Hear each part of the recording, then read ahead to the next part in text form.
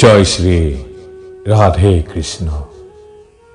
পৰমেশ্বৰ ভগৱান সকলো অৱস্থাতেই শৈৰৈশ্বৰ্যপূৰ্ণ অৰ্থাৎ সমস্ত সম্পদ, সমস্ত বীৰ্য, সমস্ত শ্ৰী যশ জ্ঞান আৰু সমস্ত বৈৰাগ্য তেওঁৰ মাজত বৰ্তমান।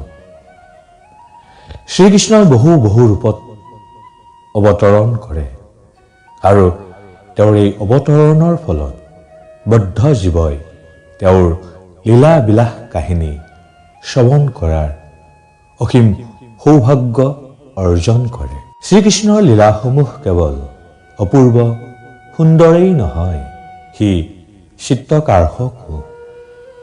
কোনোবাই যদি ভগৱানৰ লীলাসমূহ শ্ৰৱণ কৰে তেনেহলে দীৰ্ঘকাল জড়জগতত আবদ্ধ হৈ থকাৰ ফলত হৃদয়ত যি আৱৰ্জনা সঞ্চয় হৈ আছে সি অচিৰেই পৰিষ্কাৰ হৈ যাব।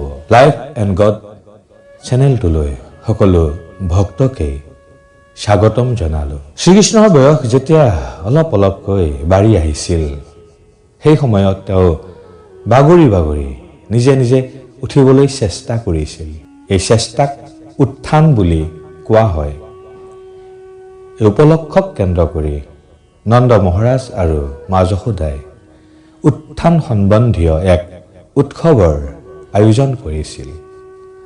এই উৎসৱলৈ বহুতো তত্ত্বদ্ৰষ্ট ব্ৰাহ্মণক নিমন্ত্ৰণ কৰা হৈছিল। তেওঁলোকে শ্ৰীকৃষ্ণৰ মংগল কামনা কৰি মন্ত্ৰ উচ্চাৰণ কৰিব ধৰিলে। মা যশোদাই শ্ৰীকৃষ্ণক স্নান কৰালে। এই স্নান ক্ৰিয়াক কোৱা হয় অভিষেক।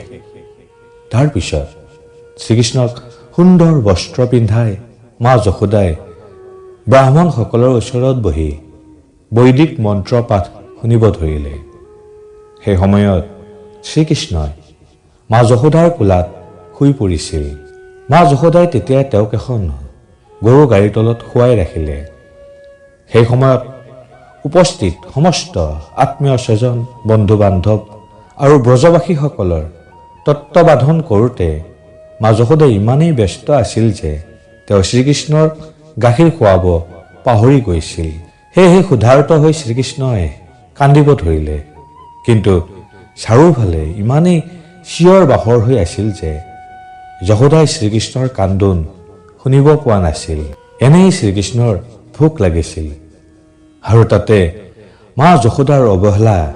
সেয়েহে শ্ৰীকৃষ্ণৰ বহুত খং উঠিল। তেওঁ খঙত সাধাৰণ শিশুৰ দৰে হাত ভৰি আঁচুৰিব ধৰিলে। তেনে কৰোঁতে তেওঁৰ অতি ক্ষুদ্ৰ পল্লৱ তুল্য কোমল চৰণ কমলৰ আঘাতত সেই গৰু গাড়ীখন বাগৰি গ'ল। গাড়ীখনত থকা কাঁহ পিতলৰ বাচন বৰ্তনবোৰে প্ৰচণ্ড শব্দৰ সৃষ্টি কৰিলে। গাড়ীৰ চকা খুলি গৈ গাড়ীখন মাজতে ভাঙি থাকিল। তাত উপস্থিত থকা মা যশোদা, নন্দ মহাৰাজ প্ৰমুখ্যে সমস্ত ব্ৰজবাসী সেই ঘটনাত বৰ আচৰিত হ'ল। তেওঁলোকে ভাবিব ধৰিলে কেনেকৈ গাড়ীখন নিজে নিজে ভাঙি গ'ল। গাড়ীখন ভাঙাৰ আচল কাৰণ কি কোনেও স্থিৰ কৰিব পৰা নাছিল।